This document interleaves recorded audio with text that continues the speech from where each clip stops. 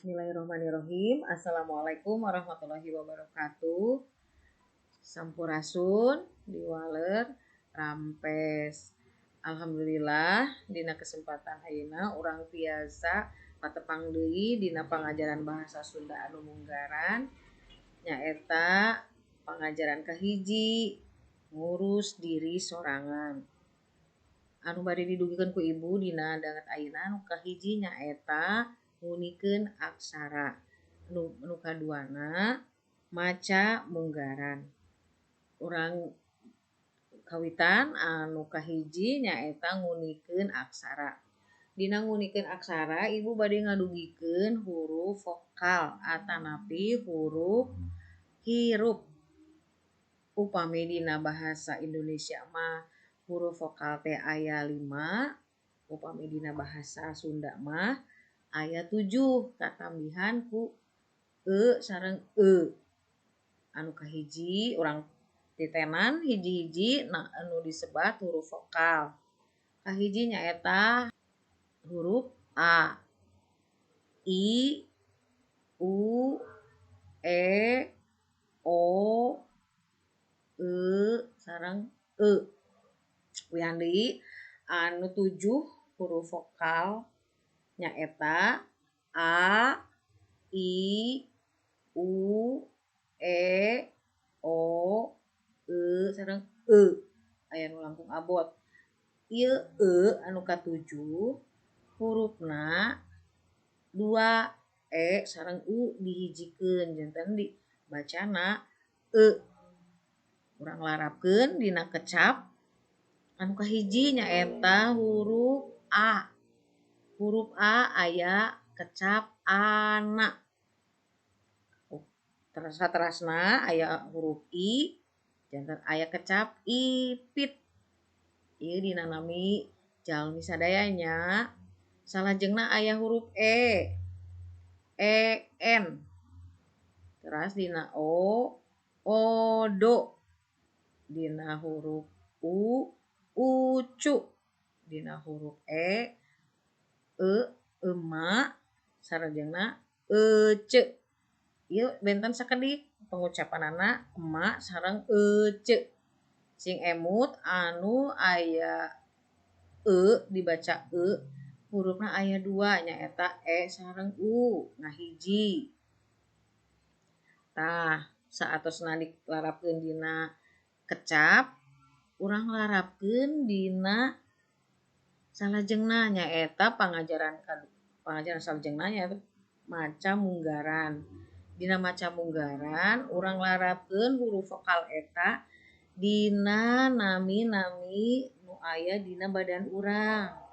Anu kahiji nyaeta aya kecap halis. Nah, halis hurufna aya huruf H, aya huruf A, aya huruf L, aya huruf I sareng huruf S. Cobi huruf vokalna aya sabaraha hiji dina kecap halis. Aya 2 nyaeta A sareng I. Salajengna tah ieu nu disebat halis teh nya. Sing emut hideung ge gaduh tah dieu ge aya I halis. Sarajengna soca. Dina kecap soca tah ieu soca nu sok dianggo ningali aya huruf vokal naon wae. O sareng A. Ya, salajengna lambe. Nah, ieu lambe nu disebut lambe teh nepi mulut bahasa Indonesia nama. Lambe ieu biasa dianggo kanggo nyarios, kanggo emam, kanggo ngaleueut. Dina lambe aya huruf vokal A sareng E. Salajengna dina pipi. Tah ieu pipi. Pipi hideung, pipi ibu oge aya. Dina kecap pipi aya huruf vokal I.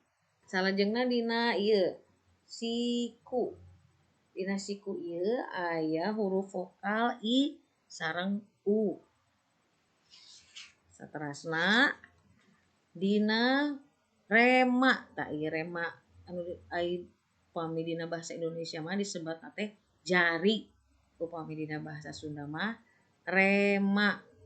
Rema panangan, jadi jari panangan. Upami dina kecap rema aya huruf vokal e sareng a.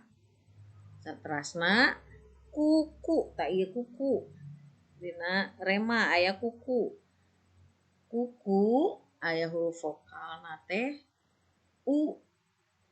Ya. Saterasna angkeut. Tak ieu angkeut. Nah, angkeut aya huruf vokal a sareng e. Angkeut.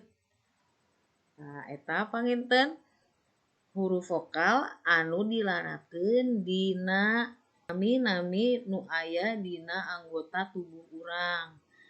Ngawitan halis, soca, lambei, pipi, rema, siku, kuku sareng angkeut. Nah, eta anu huruf vokal dilarapkeun dina nami-nami nu aya di badan urang. Sok hidep latihan deui di bumi sebatkeun kecap-kecap anu tadi ku ibu disebatkeun naon wae anu aya dina setiap kecap huruf vokalna. Sapertos nu tadi saur ibu dina halis huruf vokalna aya naon wae, dina soca huruf vokalna aya naon wae, lambei, pipi, siku, rema, kuku sareng angkeut.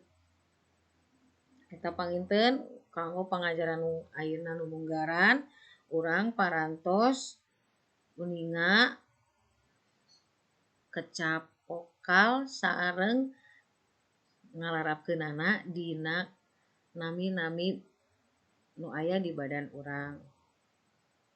Sakitu panginten kanggo pangajaran anu kahiji, ibu mengharapkan hidep tiasa ngucapkeun kecap huruf vokal teras ngalarapkeunana dina kecap-kecap anu aya dina badan urang.